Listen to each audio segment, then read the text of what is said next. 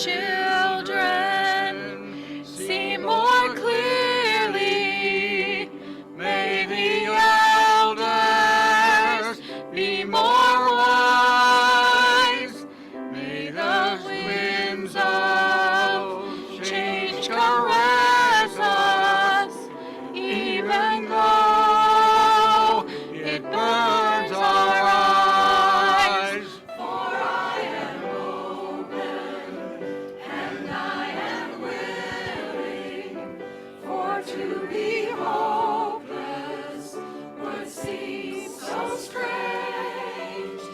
It dishonors those who go before us, so lift me up to the light of change. Give me your mighty hand to hold my confusion. Give me a desert to hold my fears. Give me a sunset to hold my wonder. Give me an ocean to hold my tears. For I am open and I am willing, for to be hopeless would seem so strange. It dishonors those who go before us, so lift me up to the light of change. It dishonors those who go before us, so lift me up to the light of change.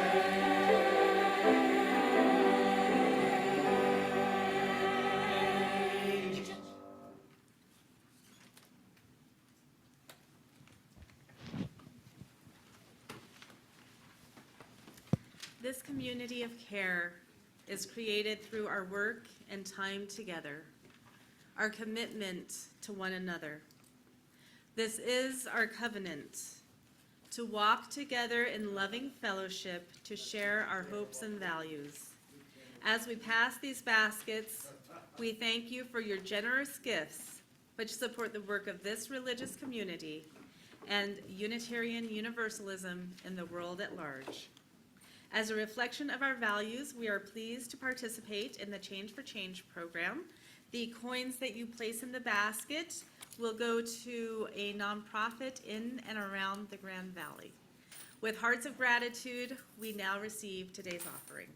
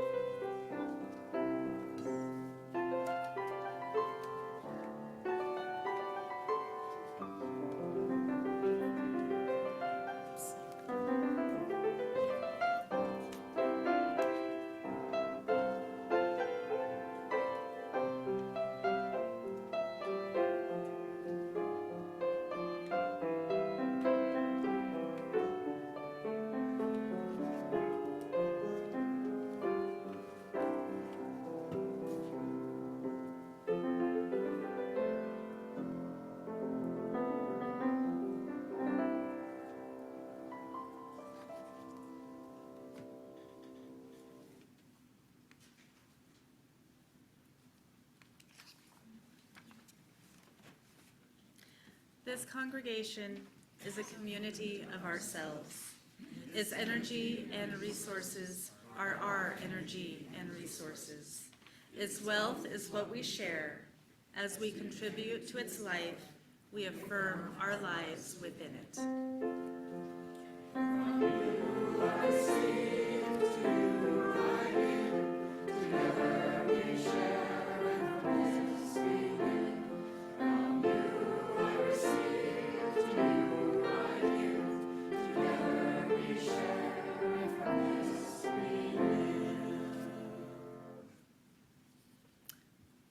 Let us sing together number 298, Wake Now My Senses, and please rise in body or spirit.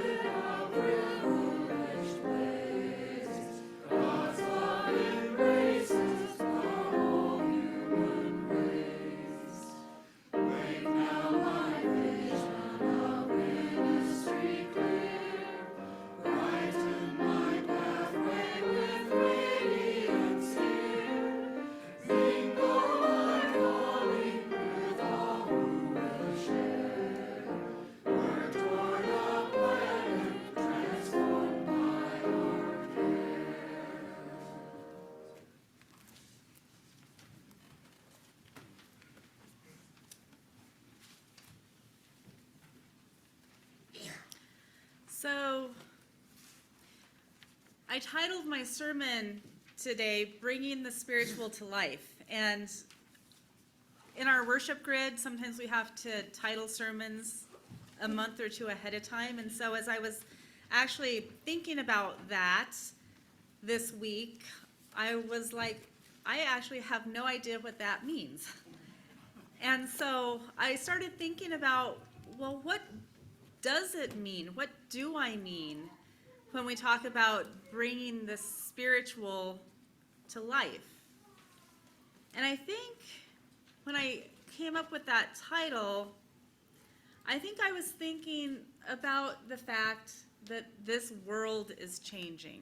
And I've said this many times, but as a humanity, we are waking up and we are having these breakthroughs in science and technology, and we're rethinking how consciousness works, and we're questioning the structures and the systems that we've been living within and under for centuries. And some of the world, the paradigm as we know it is beginning to fall away, if not completely collapse. And that can be really scary. And yet there's something really, I think, exciting being in that space between that old and not quite yet with the new, and we're kind of in that in-between place where we're headed has not been revealed yet. And I was thinking about that in terms of in general, spiritual evolution, and even in my own life, my own evolution spiritually. And so when I was young, I remember, and I think it was more just kind of the paradigm of how things were. But when I was little, it was kind of a given that in general, the paradigm, at least in the Western world, was that we are physical bodies having physical experiences. And my childhood was kind of like that. And then I grew into my 20s and I came across the New Age philosophy, and the paradigm sort of changed to we're physical beings having a spiritual experience. And that was kind of exciting.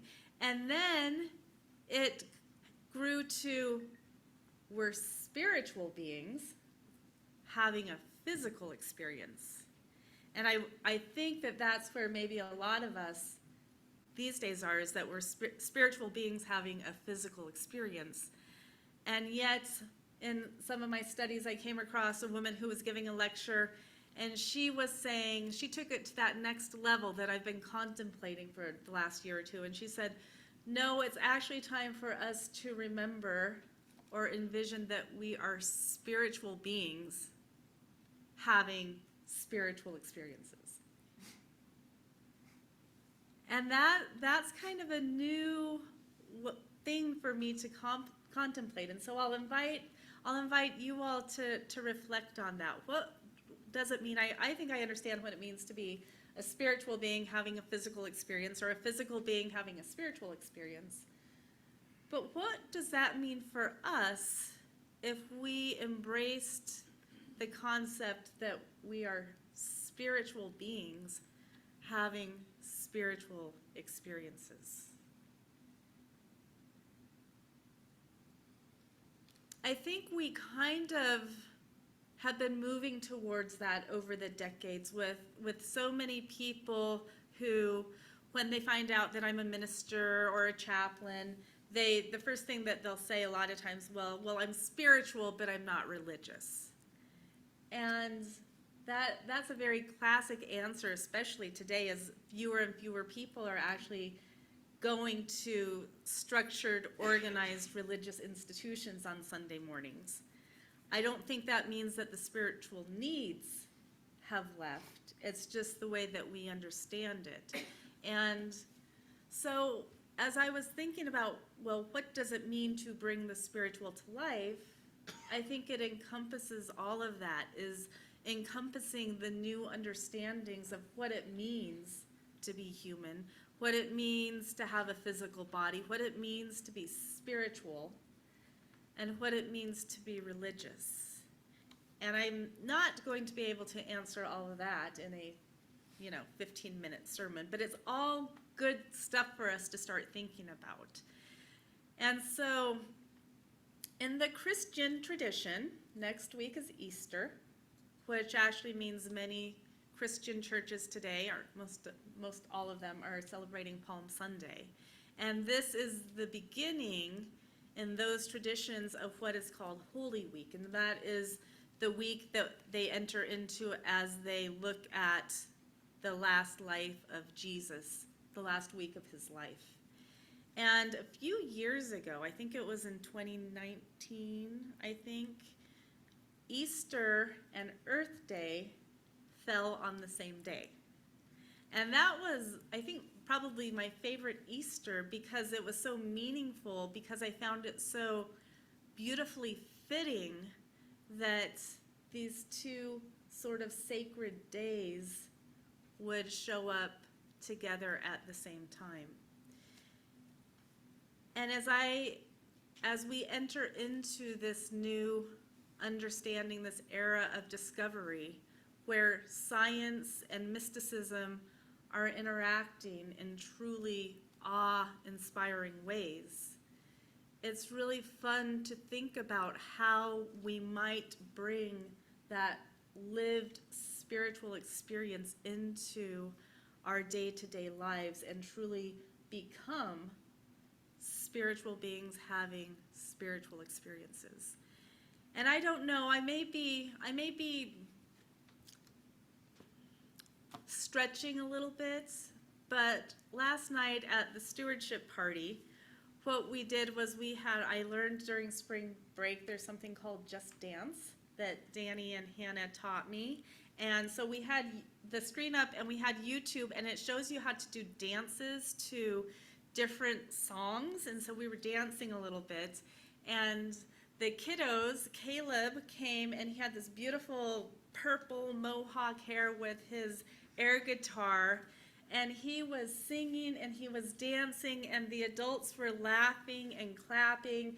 And it was to Jimi Hendrix. Is that physical or is that spiritual? Is that spiritual or is that religious? It was here in a church, so does that make it religious? You know, having a 8-year-old jamming to Jimi Hendrix with purple hair. To me, I think that's what it means to really begin to bring the spiritual to life, that it's not an either or anymore. And I wonder if some of the fear and the disconnect and the struggle that many of us feel just in our day-to-day lives is that tension between kind of this old world that no longer serves so many people and this new kind of exciting paradigm that we're moving to, but we don't understand it and we don't have words for it, we don't have language for it because it hasn't happened yet. And we're kind of just in the middle, holding on, some of us for dear life, with language that no longer serves, but the need that is still there. Is that making sense? Because I don't think whether or not we're in religious institutions, even if all of the churches and the institutions fell away, there would still be spiritual needs. Because we are spiritual beings. And where we are right now is maybe as a collective trying to figure out ways to understand ourselves and move into how to care for ourselves and one another as spiritual beings in this new paradigm that we haven't entered into yet. And so it can be kind of scary because our consciousness is changing, but it can be really exciting too. And this is what I talked about back then on the Earth Day Easter, was that what I'm excited about, and I've said this before, is that I think our science is catching up to our theology. But in order for that to happen, to bring the science and the theology together, we have to expand our minds and our consciousness and allow things that we used to think were impossible to become possibilities.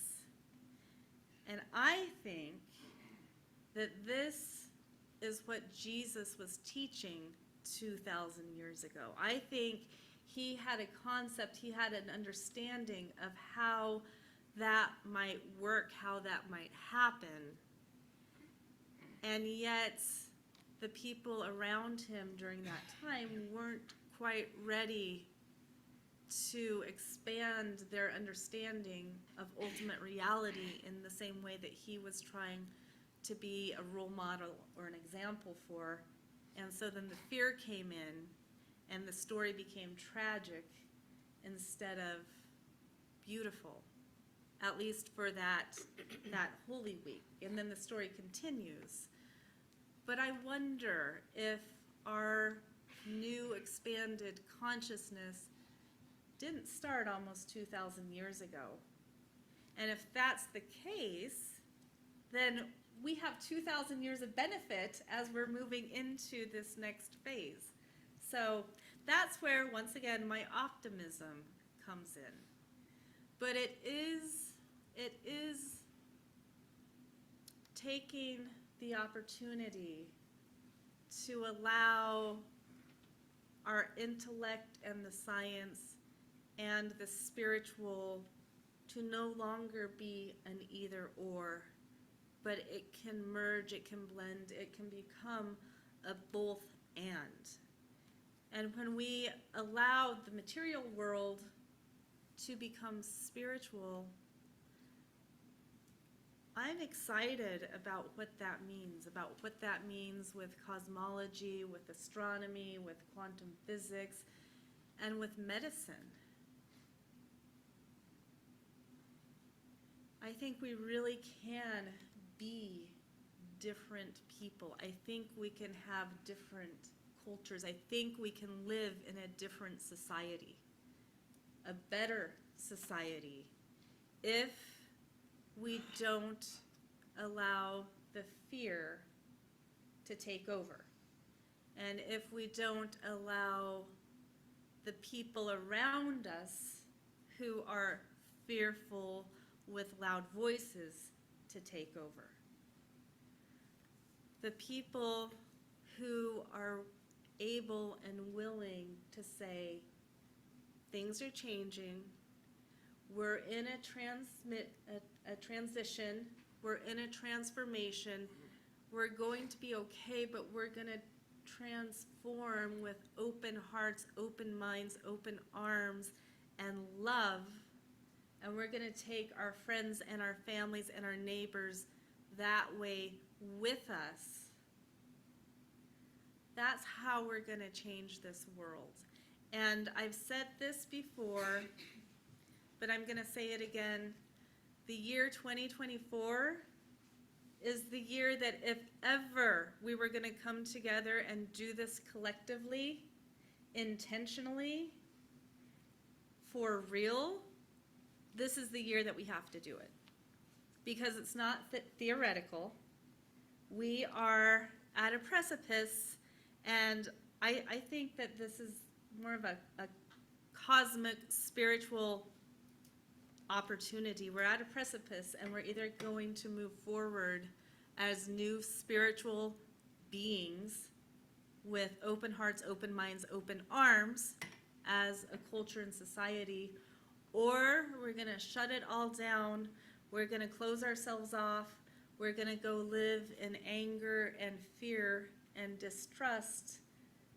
And I don't think we need to do that. I don't think we need to do that. And so this, what I've just said today, is nothing about what's on my computer screen right now. So maybe you'll get my actual sermon next week, but I think it's so important that we can't keep doing what we're doing the same way that we're doing it. And we can say that and say, but then how? And what I'm saying is, I think we have the tools. I think we have the roadmap. I think we have the guidance for how to do it. The question is, are we just going to step in and do it? We've been studying Buddha for thousands of years, and Buddhism and the teachings of that. We've been studying Muhammad and his teachings. We've been studying Jesus and his teachings as humanity. Now we get to choose, are we going to do it? Are we not going to do it? We get to choose that individually, we get to choose it as a faith community, and then we get to choose it as a larger community and as a nation and then as a humanity. And I know that feels like or sounds like a large ask, but it's really not, because every one of us can do what we sing almost every Sunday. Open your heart, open your mind, open your arms, open your life, and if we make that a reality, I really believe that we will bring the spiritual to life. So with that, let's sing. Come sing a song with me. Please rise in body or spirit.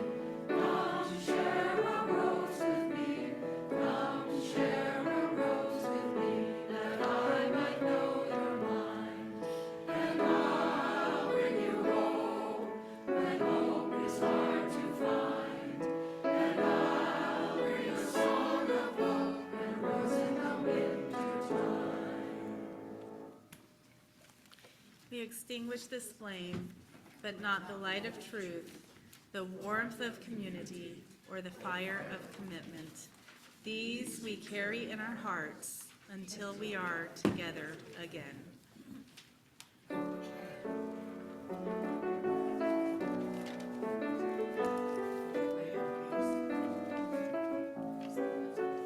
Go your way in peace. Wander as you may. Blessed is the path you take. May love guide you on your way.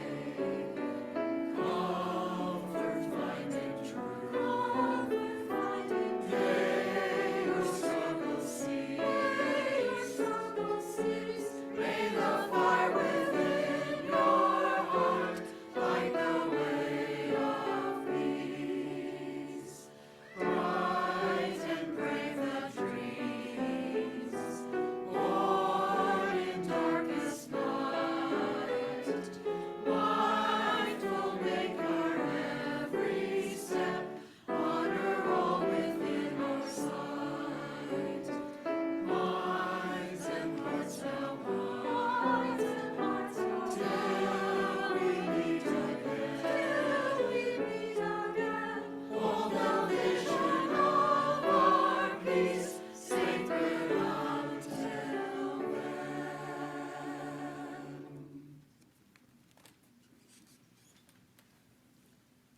Go now in peace. Amen.